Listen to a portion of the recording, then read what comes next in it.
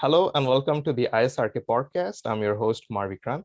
I'm a doctoral candidate at the Department of Civil and Environmental Engineering, Hanyang University, Seoul, Korea. ISRK, that is Indian Students and Researchers in Korea, is a voluntary support group that works towards the benefit of the Indian diaspora in Korea. On today's episode, I have the pleasure to be in conversation with Dr. Victoria Sherwood, or Vicky as we know her. Vicky is an expert scientific writer at Novartis, one of the largest pharmaceutical companies in the world. And Vicky used to be a principal investigator in oncology research, but then she transitioned her career into the industrial sector, and now she is in the communications field, scientific writer, etc. We'll get to know more about her in the podcast. So, Vicky, thank you very much for joining us today, and it's a pleasure to have you on. Oh, thank you for the invite, Kumar. I'm really excited, as I said, to learn more about Korea and speak to people in Korea. I think it's a fantastic initiative. Yes, thank you very much for coming on the podcast and taking on the time to do it. And to begin the conversation, I would like to dive into the hot topic, basically, which is I talked to several PhD students, and I find that many of them are disenchanted from academia for various reasons. For example, the job security not being there. Like we all know, the number of tenure track positions is like dwindling nowadays. And also several of them do not feel like their work is impacting the world at large. For example, several of the science research can be very academic and not practical. So nowadays, several of the PhD students, they say that they want to get into industrial sector rather than continuing in the traditional hierarchy like PhD, postdoc, professorship, etc. So can you briefly expound on that? Like what are the alternate career opportunities for students after completing their PhDs? Yeah, I'd like to talk about that because actually I blog about that on my blog. Yeah, maybe yeah. we can talk about that a bit later. Biomed Badass, so, yeah. Biomed Badass, yeah. So yeah. it's a topic that's really close to my heart, and I think for a number of reasons. And I was quite fortunate because I guess I'm a bit older than your average listener maybe now if you've got PhD students listening to this podcast. But so I started my academic career in a stage where it was still very competitive. Yeah. But I think there was more of a chance maybe of becoming a PI back then. So I got in there just in time. And I think actually the pandemic has probably made things even worse now for the academic community, at least certainly in Europe and the US. And you'll have to fill me in a little bit more about the academic setting in Korea and how things are there. But certainly we are seeing, the academy struggling in terms of, being able to generate or get the same level of funding in and create those positions and make those permanent positions for people. So, I think we're up to figures of, well, I mean, there's different statistics floating around, but you've probably got at best a 10% chance probably of landing a permanent academic faculty level position. And in some cases, and if you think about the top institutions in each country, that will be far less. So, it's difficult, and most people will go on and have to think about an alternative career. And the private sector offers, people with research training, with those skills that you come from a PhD or a master's level research degree, those sort of skills you come with. The private sector is really interested in those because they want people that can solve problems. They want people who can interpret data. They want people who can think logically. And so, it's offering an awful lot and diverse set of careers. And there are tons of them out there. And I'm still learning about more. And as industry changes and we see traditional industries become more digitalized, and as more, AI takes over, there will be different positions. And so things are evolving, but the basics will remain the same. They will want those people who can think through those problems, who can troubleshoot, who can come up with answers from data that's backed up with data. And so if you bring those generic skills with you, which is what you learn during your research skills, then, the world is your oyster. The key is keeping on top of those trends. And the way I like to think about it is keeping a network of people that can help you understand those trends and what's happening. And I think we touched on that at the beginning with LinkedIn. I think that's super, super important because when you're in academia, it's very easy to stay in your academic bubble, to understand your field and the research group around you. Right. And you can get lost in that sometimes, I think. And so the world outside of that can become very difficult to investigate. So if you're on a platform like LinkedIn, you know, if you're meeting people, sorry, and talking to them, right, you know, learning about the jobs they do, then, you know, my apologies. 1 second. Right. Yeah, please take your time. Sorry, I knew this was going to happen. I lost my voice. It's no problem, Vicky. Oh, okay. Maybe we can cut that bit and go back. Sure, yeah. 1 second.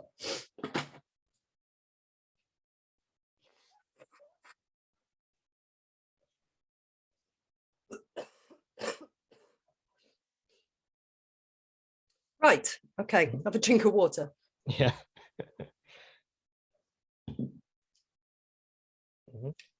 Yeah. So I think if you're on LinkedIn and you're talking to people about the jobs they do outside of academia, then you're in a really good place, because from that you can learn what's out there, what you enjoy doing, and you can learn about all the types of trends that are happening and careers that are coming about, right, and where there might be hot careers that you can fit your skills into.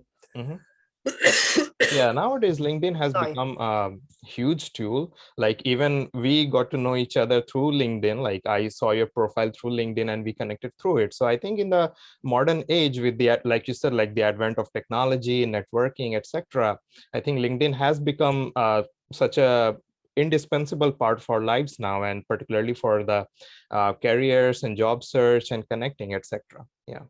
So anyway, Vicky, exactly. Yeah, so you touched upon, you wanted to know something about Korean culture concerning research. Can you elaborate on that so that I can answer you more accurately? Yeah, I'm just interested in what the academic situation is like in Korea. I mean, is it also struggling there in terms of funding, or are the institutes doing quite well? And what are the career opportunities for early career researchers there? Right. So Korea is ranked second in the world in terms of research spending by the government per GDP. So at the moment, Israel is on top, and Korea spends more than 4% of its GDP on research and development. So in terms of funding, the labs are quite rich, if I'm free to say that. And actually, you don't have to think twice before purchasing some expensive chemicals or instruments because of the funding. So in that respect, the situation here is really nice. And COVID, so far, we did not even have a single lockdown in Seoul. So that helped quite a bit. Like, the mandate was the people coming to the lab, so they have to follow all the protocols, obviously, but there was never full-on lockdown so far. So that has helped the situation tremendously concerning the COVID situation right now. And concerning the job opportunities or the career research opportunities for early researchers, is basically, here there are several of the a research faculty or a research professor positions available in several universities. So it's a typical, like, you submit your CV, give interviews, and then get selected. So like that. But I'm not that much aware about the long-term careers in Korea, because sometimes the language barrier can also be a big issue. Because administration generally sometimes both in Korean and English. Although if you are in an international lab or an international department, then everything is in English, of course. Lectures and everything are in English. But, for the long-term stay, then language may become an issue. So, yeah. And how is your Korean, Kumar? Oh, it's rudimentary. Okay. I find it quite difficult, but if one takes classes, then they can manage it in 6 or 7 months. It's like that. But if you're living in Seoul, then Seoul is quite metropolitan, so it's not that big of an issue. So, yeah. Okay, so most people speak English, you find? Yeah. Okay. Anyway, so I'm quite intrigued by your career progression. like you being into oncology research, doing your PhD there, and then becoming a PI, but then transitioning to the industry. So if you feel comfortable, can you share why you made that career transition? Because generally I do not find people having that much courage basically to transition. So can you share your experiences in that regard? Sure. I think it comes from my background is maybe a little bit different in as much as when I finished my degree, I did a degree in biology and biochemistry. I took a first job in a medical devices company, and we were making inhalers for some of the big pharma companies. I think our biggest clients at the time were GSK, because they were making salbutamol for asthma, and Pfizer. And I was working on a Pfizer project trying to develop an inhaler for insulin, inhalated insulin for diabetic patients. Yeah, usually they are like injection based, right? They are, but they were trying to get an inhaled form. And it was really exciting because obviously, you know, if you don't have to inject and you can inhale your insulin, it's fantastic. So they were trying to get the drug across the lung, the mucosal barrier in the lung. And they had a formulation. Unfortunately, it was eventually pulled because there was a contraindication in the lung. So the product actually didn't make it into the marketplace fully. But we were working on developing the inhaler before that happened. Sorry. When I was working on that project, I realized that a lot of the senior research scientists and other scientists actually working in the company, they had postgraduate education, at least a master's level. A lot had a PhD. So I figured if I was going to go anywhere in a company like that, I'd actually have to go back and get a postgraduate education. 1 minute, sorry.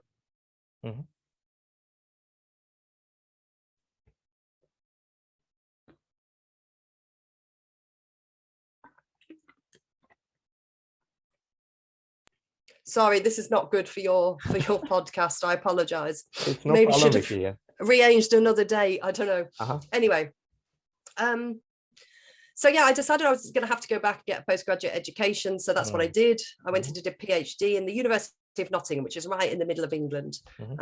It's a big university. And I was working on DNA tumor viruses. So that kind of sparked an interest in the development of tumors. And we understood a lot about oncogenes from looking at those viruses, or I had done in the 2 decades that preceded when I started my PhD. So I finished my PhD and I did what a lot of PhD students do, which is just I focused on my thesis. So it was only a 3-year project. I had funding for 3 years.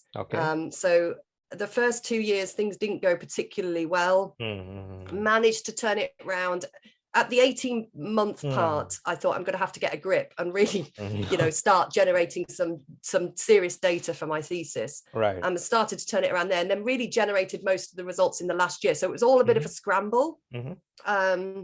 And so I didn't really think about my career, what I was going to do next. I just was focused on getting that thesis in, which was important at the time. But obviously then I hadn't invested in what to do next. So I came to the end of it, submitted the thesis, and was like, oh, I need to pay the rent. So I took a postdoc. Because it's the easiest thing to do, right? It's the path of least resistance when you're in the academic setting, because you can usually have contacts through your academic network and through your supervisor and land those positions. And that was a really interesting project, because I went from working really in cell culture tissues to whole animal models in that jump. And we were working on a new RAS effector molecule that we didn't know anything about, RAS being, you know, a primary oncogene driver. And it was called RASF7. And so it was a cool project because anything we discovered was new and publishable. So I started working on that. And it was through that project that I really thought, oh, I love research and I'm going to stay in the academic setting. And my whole previous idea of moving back to industry kind of went away at that time.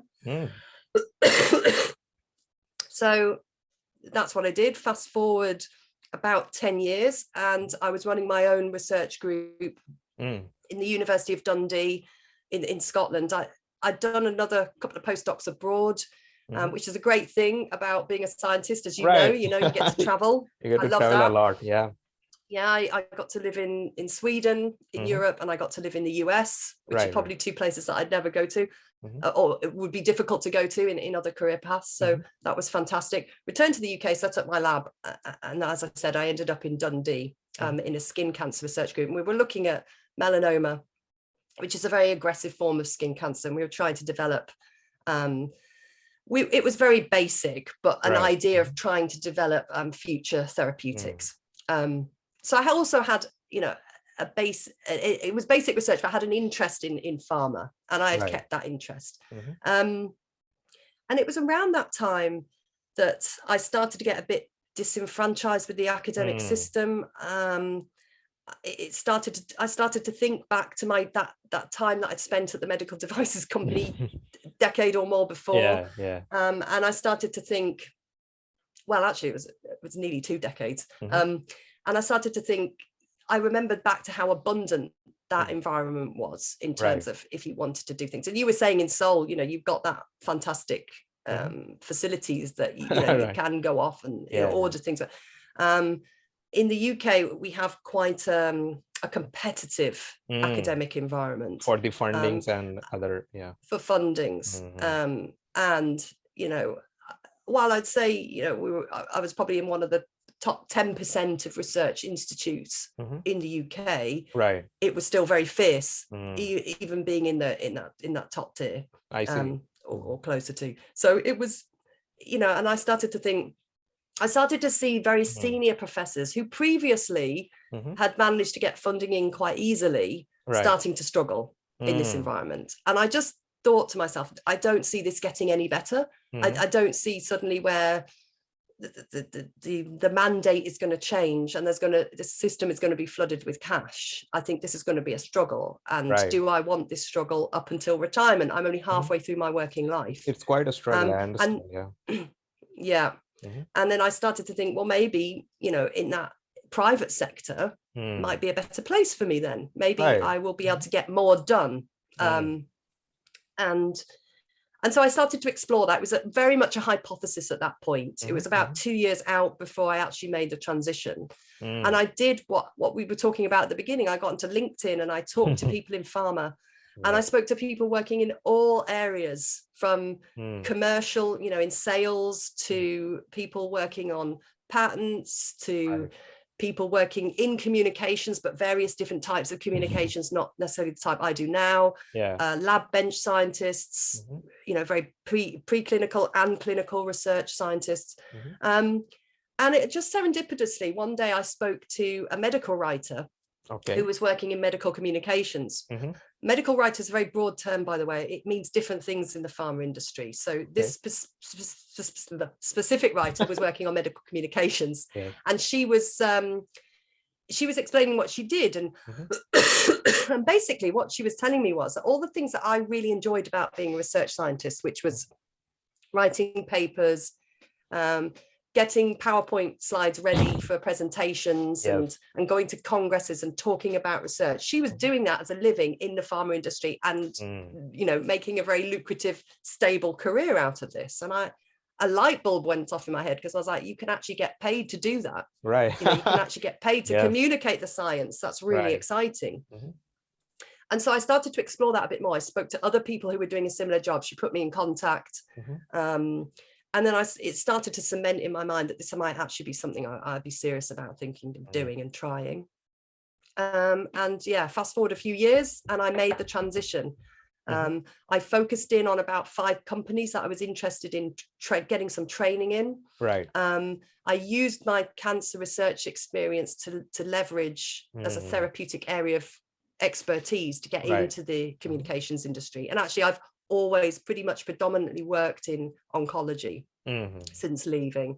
And I ended up getting introduced to decision makers at those 5 companies through networking, just solely on LinkedIn. I applied to 4, I interviewed for 3, and I got 2 offers. So it's a very focused way to make the transition.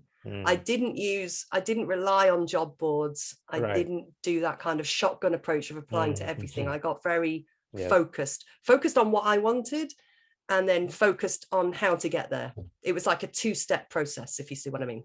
Right.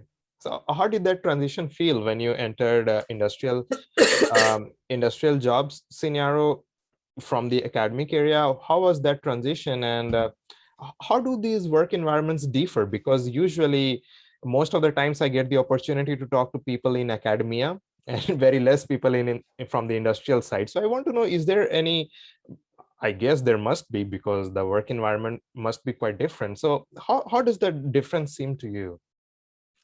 Yeah, it was an interesting step. I mean, I was going from, a very autonomous position of running a research group, having my own funding, having, people that I line managed essentially in the lab, to now going into a trainee position essentially. And starting with people who were, some of them were in their 20s, and I was in my late 30s at this point.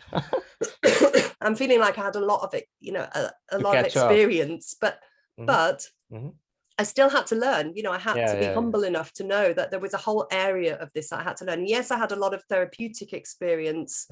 But as I said, my research was very basic. It wasn't clinical trial research. I had to get up to speed with the clinical trials, comfortable with that, which actually was the easiest part. Because I think once you've got the scientific mind, science is science, right? You understand the data once you've got your head around it. So that part I found okay. The other part that you really had to think about was the compliance side, because the industry is very heavily regulated. It has to be very compliant. If you make a mistake, you can be, sued to the tunes of billions of dollars by the FDA. And we have examples where that has happened, where companies have been shown to promote something that's not on label, or so the way you communicate the science is very important, that you do it in a compliant way, and everything is logged and there's a data check. We use lots of systems to keep everything up to date. And that's a very important part. It's all about patient safety at the end of the day. So it's incredibly important. But I had to learn all that, because in academia, you don't have any of that. The funny thing about academia is you can pretty much go to a conference and say anything you want. No one's going to double check your slides before you go, right? But in pharma, you've got probably 5, 6, maybe 7 levels of checking before you go to a conference and say something. I guess also you have got big responsibilities on your shoulder. Like you said, if you do a misstep, then it could be fatal to someone in the world. So it's a exactly, it's very important. But that's why there is that level of checking, right? So there's lots of people will hopefully through that process is there to try and make it safe, right? So hopefully somebody would pick it up. And when you're starting out at junior level, you would be working in the best scenario. And if anybody's interested in transitioning into industry and doing this, I would recommend this. Find a company that are going to support you, where you can shadow a professional who's been working in the industry for a while. Because you don't want to be in a situation where you feel out of your depth and you're making decisions about things you don't understand, because that is not a nice place to be, obviously. So I was very specific about, I wanted to go to a company with a good reputation, that had really quality professionals, where they were going to give me the opportunity to work shadow somebody. And so for 6 months I work shadowed a senior writer, and she taught me everything. Very quickly, very fast in those 6 months, and we worked on the job together, but I was never left to kind of figure things out. And so, and as academics, we're very good at that. There's some things you just got to know, right? There's some things, you can't afford to make mistakes. So I was very happy about that, and I was pleased with my decision. So that's kind of the transition. Therefore, it was different. It was a different way of working, and I had to get my head around being a bit humbled, I think, and being humble about the position I was in.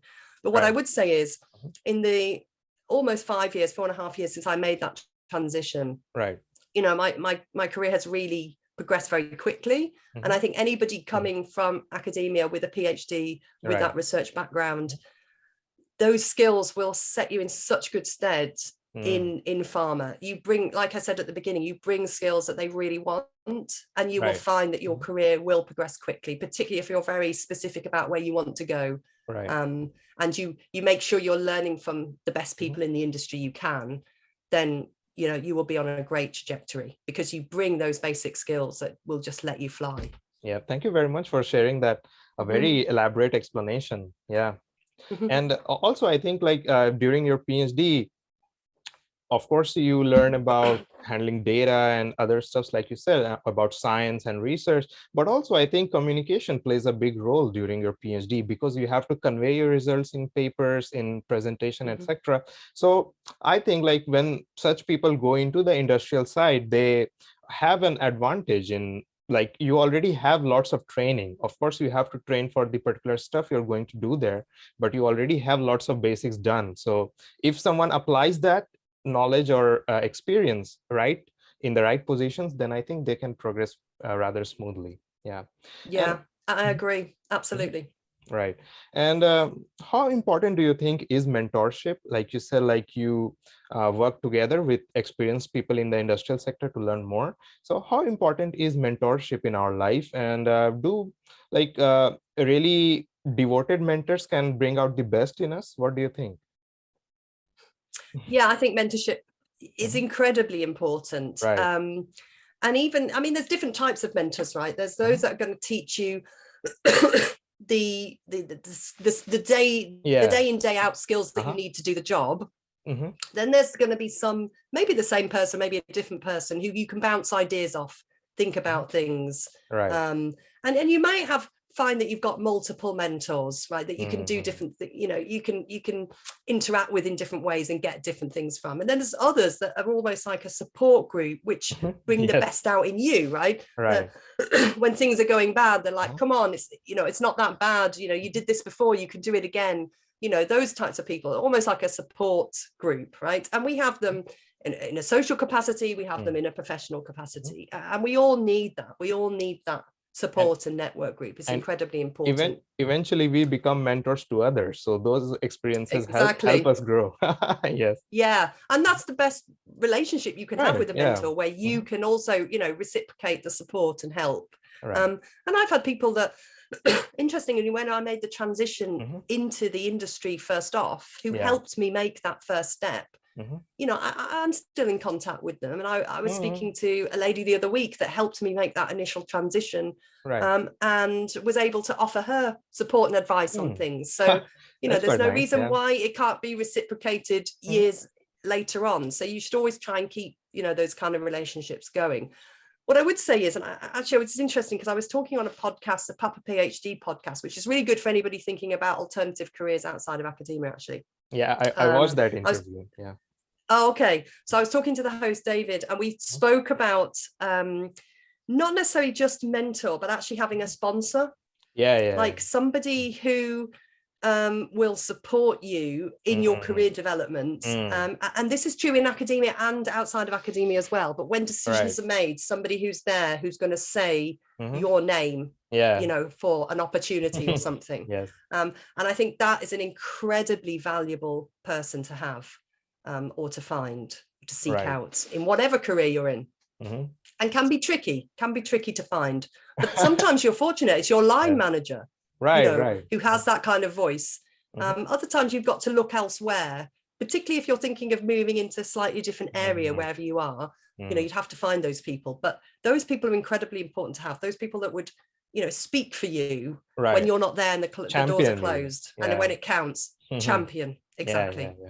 But in the Papa PhD podcast, you also talked about basically for that to happen, you also have to put in some passive effect, like for example, presenting yourself in conversations, and I think I'm remembering something like that. So can you briefly elaborate on that so that our viewers may get the benefit of it?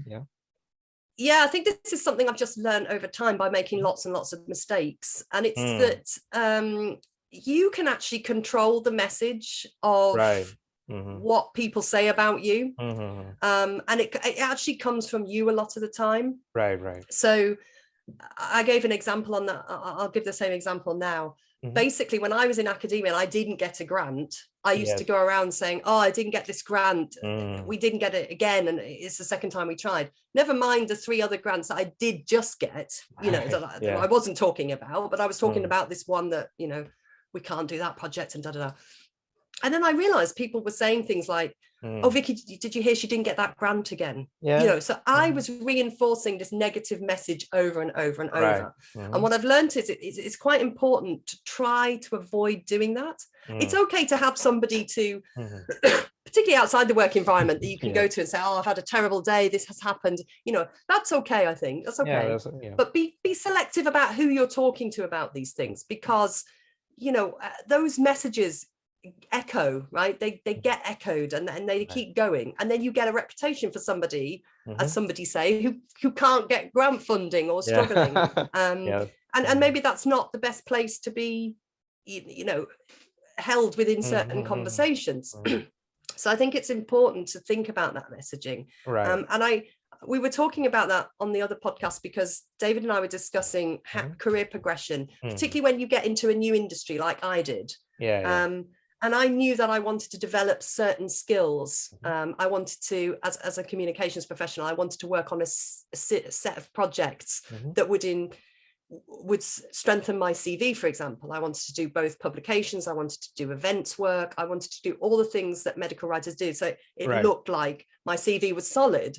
So it was very important for me to early on say, okay, I'm working on this, but I'm going to say to my line manager and other people, managers within the company, that I would like to do, say, an advisory board work. Advisory boards are what the pharma company use to kind of interact with HCPs and learn from them. They get experts in, they have a meeting with predefined questions, and they try to learn what would be the best research to do, or what would be the best, which patients would benefit the most from this type of thing. And I hadn't done one of those, and I was very specific about I wanted to do that. So I was, in kind of talking to the right people, I was putting those messages out that I would be very interested in doing an ad board. If there's an ad board in oncology coming up, I would be very interested. So I just kept saying this, and eventually, a few months later, somebody said, oh, there's an ad board in New York, would you like to go? It's on oncology. And I was like, yes, straight away. So I think you can be very, you can, I don't want to say create your own luck, but in a way you do, right? Yeah, because it's not completely in your control, right? But some of it is. You have more control over the situation than you think sometimes, I think. To make things happen. Quite interesting. Thank you for sharing. And can you, like people like me or others, like, we don't exactly know what goes on into your job. For example, I know that you are a scientific content writer and you work for this pharma company, but what exactly is your job profile and job description? Like, how does a day for Vicky looks like in the company? So I am an expert scientific writer at Novartis, as you said. I work specifically for Novartis Oncology. I should say, actually, anything I say today is my own thoughts. It's nothing to do with Novartis. I'm representing myself on this podcast. But I do work for them. And so at the minute I'm working remotely. The office is closed in Dublin, as lots of people are. So my typical day is pretty much spent, at home in front of the computer, interacting with my colleagues remotely. But I do, I write lots and lots of different types of content in communications, and I work through the whole spectrum of a life cycle of a drug. So I could be working on something very early, before, when it may be just in early clinical development phase. Even in the conceptual stage, right? When it's just a concept? Usually when it's come through the preclinical, I have done some preclinical work. Usually it's come through the preclinical and is going for like first in man or, phase 1 trial, through that clinical trial development phase, right up until the randomized control trial, the phase 3, which is the trials that the pharma companies will use the data off if it's positive, and send to the agencies to try and get licensing. And then through the licensing into the post into the period of marketing the drug in the commercial phase. So my work spans that whole life cycle. So it's very diverse, and so I will be writing papers, for example, scientific papers on that clinical trial development. I might be writing papers on real world evidence. So when the drug is actually in the marketplace, the pharma company is still generating information about safety and efficacy in a much larger population, I would be writing papers about that. I would be writing abstracts for congresses. So based on those types of data, then I might be doing education decks, so medical education decks, educating the healthcare community, or educating the sales teams to go out and talk about the product, or the medical teams to go out and talk about the product with healthcare professionals. So it's very varied, and that's just a few of the things I do. Then do a lot of congress work and events. I mentioned advisory boards, where we go, we listen to that high level expertise conversation, and because we're scientists, we write it up as the key points that were discussed from the experts. So no 2 days are the same, right? You're writing a lot of different content, a lot of different materials, and yeah, it's quite interesting from that angle. It's quite interesting. There's always something new to try and think about. And I said I personally have stayed a lot of time in oncology. I've worked in other therapeutic areas as well. I've done a lot of work in oncology. Oncology is a huge, vast area, of multiple diseases. There's so many different types of cancers that it's quite broad. But I do find that writers that work in other therapeutic areas that may be a little bit more narrow, one thing they tend to like to do is break out and go into other therapeutic areas through their career, so they can learn something completely new. And the medical communications industry tends to attract people who love learning about science, because you're always reading something new. Of course, it's interesting. You could one week be working on glioblastoma, brain tumors. Next week you're working on sickle cell disease. It can be that varied, right? Whereas you never get that exposure in academia, because in academia you're focused on your thing. So if you really like learning about science and medical science and the development of clinical research, then it's a really good option. Sounds quite fascinating. Because I don't think there are many careers where you would get that kind of exposure to such a wide variety I guess of different not, types of research.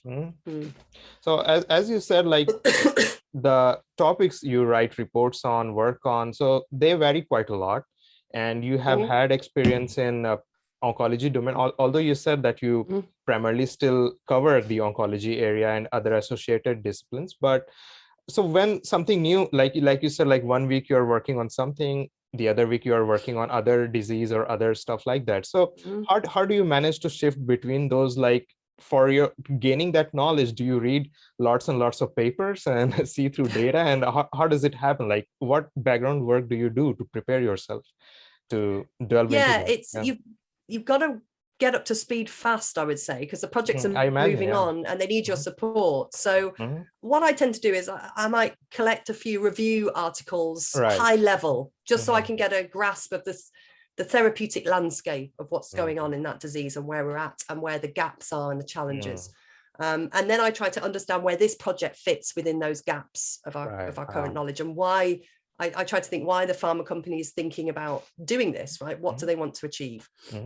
And then what you'll find is that in pharma, because there's lots of people doing my type of work, they're gathering information, they're constantly building decks of education decks, right, with this kind of information in. They're keeping it up to date, maybe updating every quarter, so every 3 months or so, with the latest data, the latest trials, where things are, what's been licensed, what might have been pulled from the market. These types of things are kept. So you can go to those decks and find all that information. It's all there in front of you.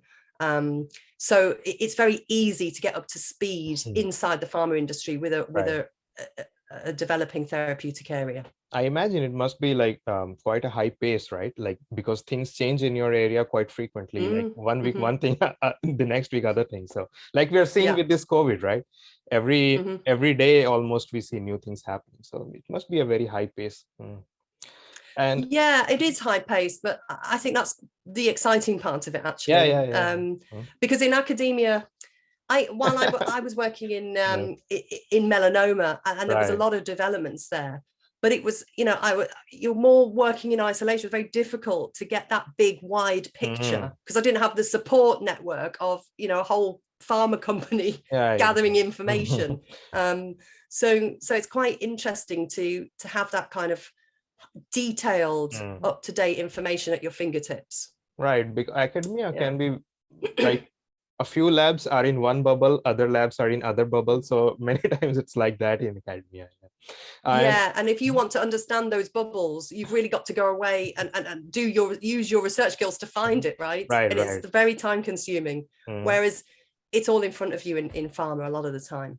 So I mean, of course, they don't have the answer to everything because we're at the forefront of human knowledge, but we have very up-to-date information, which is great. Does the company allow you to publish your work in journals, for example? Well, the articles are being published in the name of the company, right? So it's the company that's publishing them. Now, they may have academic authors, and they usually do. So research clinicians who are running clinical trials, the company will write those clinical trials on behalf of those authors, but the authors have to contribute. They contribute to the work we're doing. So yes, the articles are published, but they're published predominantly in the name of the pharma company that's sponsored the clinical trial research that then the experts have run. Right. I see. So it's a bit of a complicated. There must be legal issues as well, so they have to take care of all of that, right? Yes, and of course, it's a collaboration with academia, with clinicians, rather than a payment scheme or anything like that. And there's very specific laws around how you interact with academics, and we're getting back to all that compliance again. But again, it comes back to patient safety, because we want to know that the data is accurate. We want to know what we're looking at is real, right? And there's nothing fraudulent or anything there. So it's all very transparent, all above board. And that's a very important aspect of my job as well, to make sure that everything looks transparent and compliant, and that we're saying everything, the risks, the benefits, everything is out there and published, even if the trial is a complete failure. It's very important to explain that. Well, at least that tells you that this thing did not work, so you can plan something new. Yeah, exactly. In the grand scheme of things, it must be quite fulfilling doing the work you do, because ultimately it's aimed towards the benefit of the people and healthcare system, etc. So it must be quite a fulfilling job. I've said this a few times as well on other podcasts, that that's one of the things that really gives me a buzz, is when I see that data. And if it is positive, and because I work in the oncology space, these are fatal diseases a lot of the time, unfortunately, but to see something that is really effective, and I've benefited from living through this period of immuno-oncology research, and we're looking at essentially things that look like cures. There are people 5-10 years out from a trial who had very aggressive cancer, and is now non-detectable. So that was unheard of 20 years ago, right? So that really gives me goosebumps, and it's very exciting to be a part of that in some way. I think that must be one of the best feelings in the world, right? To know that's going to benefit people. I mean, that's part of, I think, why working in industry is such a good thing, because you get things done and you can see the impact of your work more clearly. Direct impact. That's what I also talked about briefly early on because many students do not see their work transitioning into the real world while being in academia. So that's something that's one thing actually in Korea, that's industry is very much connected with the academic sector. So almost all of the good labs have direct collaboration with tech giants like Samsung, LG. They are Korean companies, right? Hyundai. So they all are directly connected to the lab. Many universities have spaces for industrial collaboration, so that industries come in and they invest in labs in the university. So we get to work closely with both basic fundamental research using the science funding, and then the industrial research using the industrial funding. So sometimes we have this hybrid system here, which works quite well. Sounds like a great system. Yeah. But then can I ask, how do you do the kind of blue skies research that's not so applied? How does Korea manage to fund that? Or like fundamental science, fundamental research. So there are two types of fundings. The major funding is through the National Research Foundation. That's the Ministry of Education. the Korean government funded research, and those kind of projects are primarily funded by that.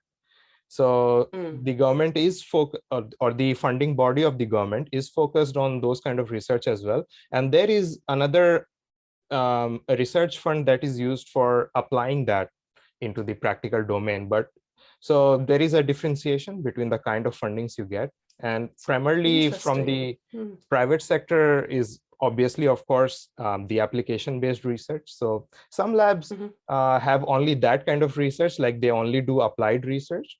And some labs only do fundamental research, and some labs do hybrid research. Like my lab, we do both kind of projects. So, right. Oh, that's interesting. Yeah, that's great.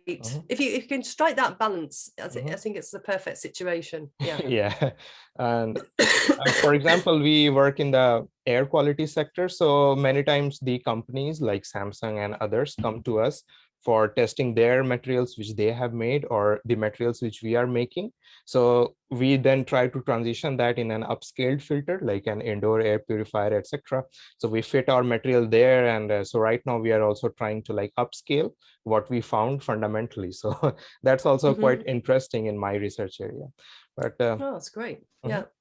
Yeah. And so do you have any tips for people who are transitioning from the academic setting to the industrial setting, tips regarding their curriculum vitae or like resume?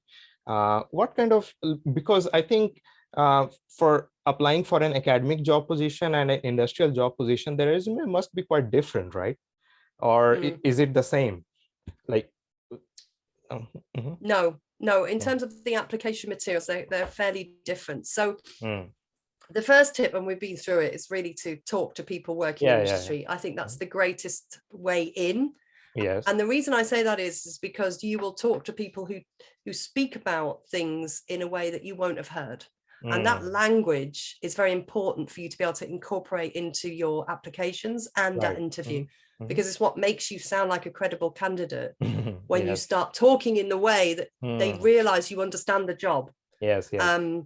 When you're talking and you're still using terminology that academics use, you sound like somebody who's still in academia and doesn't really understand what they're getting themselves into, rightly or wrongly. That's just how it is. So I think learning that language and talking to people is so powerful and so helpful. So that's the first thing. And so from there, obviously, the three things you need to be concentrating on for your application once you're ready to make that transition is obviously your resume or academic, non-academic CV.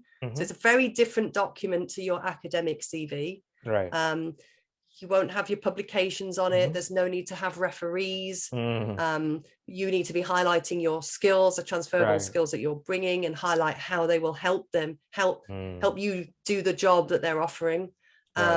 You need to tailor it to each company. I've actually got some tips on my YouTube channel if anybody's interested, by my Badass YouTube channel, about writing a non-academic CV or resume, because it is a very different document to your academic CV. But then coupled to that, a really important thing for anybody making a transition, because you are a career changer, you need to explain why you're looking to make that career change. And the best place to do that is in your cover letter. So always have a cover letter, especially if you're making that transition, because it's quite easy for somebody working in a particular sector to put in a CV without having to make an explanation why they're doing it, because they're continuing in that. It's a job. Maybe you're continuing in that. Maybe you want to change company or whatever it is, more money, whatever. It could be quite obvious, but it's not obvious to somebody in industry why you might want to leave academia or make that transition into their company. And so that cover letter gives you the opportunity to do that. And you should always make it from the standpoint that you are excited about moving into this new area and you want to bring your skills into that area, rather than there's no jobs in academia, or, academia. I don't see myself going anywhere. So, and I have actually heard people say that in interviews. So, really? I've heard people say, I'm kind of at the end of the road. I've done 3 postdocs. I can't get a permanent position. So now I'm considering industry. That's the answer they give. And that's kind of the wrong answer, because that's the answer showing that's a negative atmosphere, right? Yes, it's the your second choice answer, which is not what you want to be saying, right? They need to be your first choice, even if they're not your first choice. Right. In their application and in the interview, you need to make them look like your first choice. And then, of course, the other thing is your LinkedIn profile is incredibly important as well, because the minute they look at your resume, the first thing most hiring managers will do if they're interested is go to your LinkedIn profile, trying to learn a bit more about you. So you want to have that as up to date as possible. There's also really handy tips with the LinkedIn algorithm where you can add particular skills, and you're more likely to get picked up in certain industries by having those keywords and skills within your LinkedIn profile, and also having it turned on that you're open to recruiters searching for you as well. And you don't have to have that obvious, you don't have to have that little green symbol open to work around you can choose to have that. You can have it off, and where recruiters will just see it. So if you're looking to make the transition, look at your LinkedIn profile, network with people, get your application, your resume and your cover letter together. And then once you get invited to interviews, then you need to start preparing for those interviews. I think at that point it becomes quite a different game, right? Then you have to interview stage becomes quite different from the application stage. It does.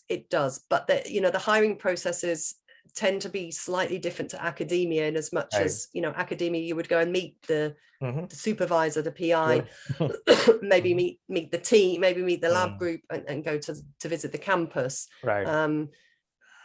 There'll be screening rounds in an industry interview. So the first interview round would usually be a screening round, either with a recruiter or with the HR department, human resources, which won't be subject matter experts. They might not understand what your PhD or your master's degree is bringing, and so you've got to be very explanatory about what your transferable skills are in that industry to get through that first round. When you get to the hiring manager, they may well have a PhD themselves. They may well understand what those skills are that you're bringing. They may want to explore that a bit more, but getting through that first round can be a tricky one if the person doing the screening doesn't fully understand what skill set you bring.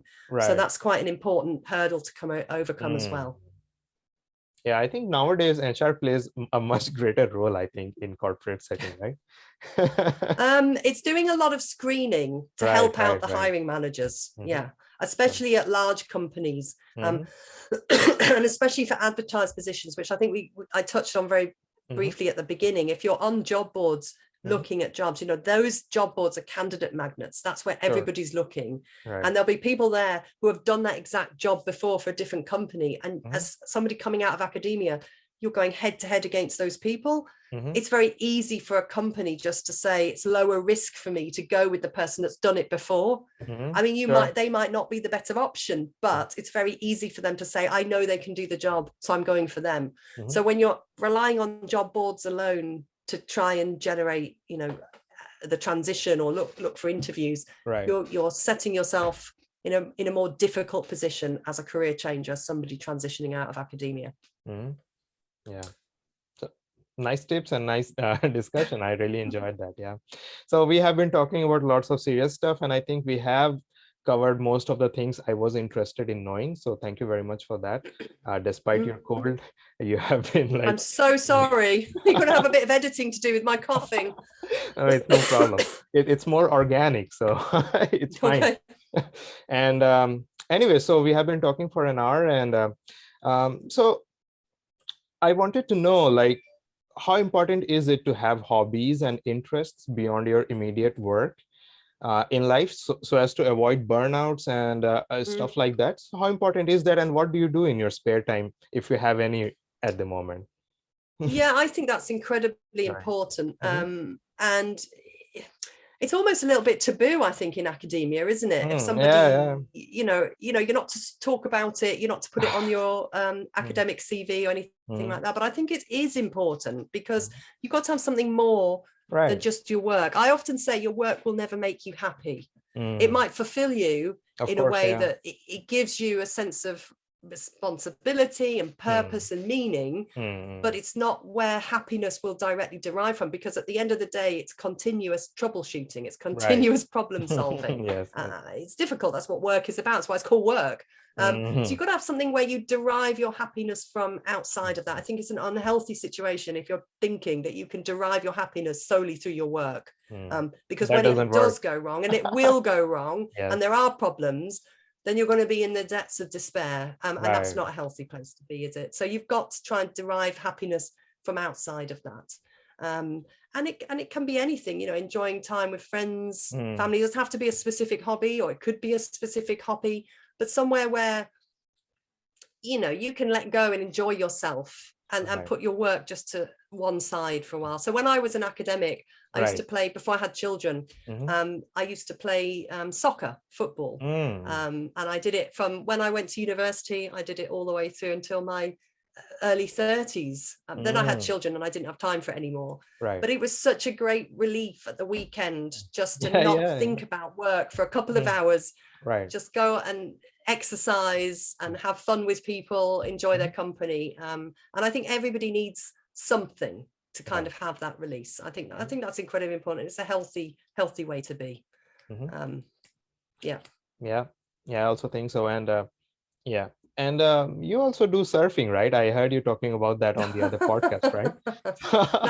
No, I'm a terrible surfer, so I don't want it to go around that I'm like, you know, I kind of splash around in the water and try to get up on the board, but I'm not great, and we don't have brilliant waves here in the British Isles. I live in Ireland, so actually on the west coast of Ireland, the Atlantic coast, there are some better waves, but the best waves are in winter, and I don't like to go out in winter. It's too cold. So I just kind of splash around in the summer, but I just enjoy being outdoors. And my son enjoys coming with me, so I kind of push him on the board and he has fun as well. So we just kind of hang around in the surf, but it's very much just a hobby, really. Okay, so talking about that, actually, so I also discussed briefly with you over the email about this. Like in South Korea, for example, it has one of the lowest birth rates in the world, and that trend is similar to Europe and the Western countries generally. They are all observing a similar trend. Of course, the reasons might be complex. We will not go into that, but I wanted to know your experience of being a parent, because maybe somewhere down the line I may also become a parent one day. So how has your experience been like being a parent and being a mother, and how it changed your life? I wanted to know about that before we close the session. Honestly, it's the best thing that's ever happened to me, and it's the hardest thing that's ever happened to me. I think most parents would say that. It's an incredible challenge and an incredible responsibility. I've never felt such a strong burden of responsibility on my shoulders, you know, to bring, I've got two, but to bring two people up in the world, and make sure you can give them everything they need to be, you know, great human beings and enjoy themselves. It's a big responsibility, but at the same time, it's so much fun, and it's definitely something that's given me perspective. We were talking about happiness before, you know, and having something outside of, because they are my world now outside of work.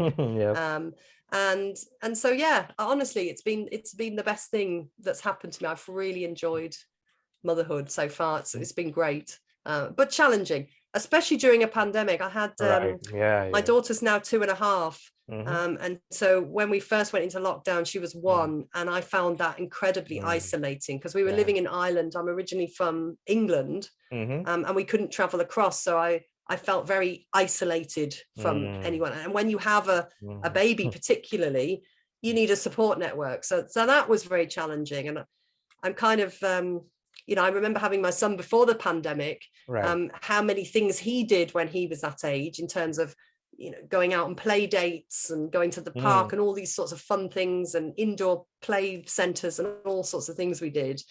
And my daughter's done very little in comparison, because we keep going in and out of these lockdowns. You've been very lucky in Korea that you haven't had that, but in Europe we have had a lot of that. So it's been, particularly I think in the pandemic, it's been quite challenging to have young children. and then obviously my school, my son's school shut, so I was trying to homeschool, work, and had a small child as well. So it was a very challenging time in 2020. Yes. But hopefully, with the vaccines and everything, we are on the up from now. Right. So yeah, I if you do become a parent, you'll love it, I'm sure. Sure. Yeah. Anyway, so thank you very much for sharing all your thoughts with us and being so open and frank. So I really appreciate that. And yeah, so do you have any final words or any specific topic you want us to talk about, or otherwise we'll just go towards the end?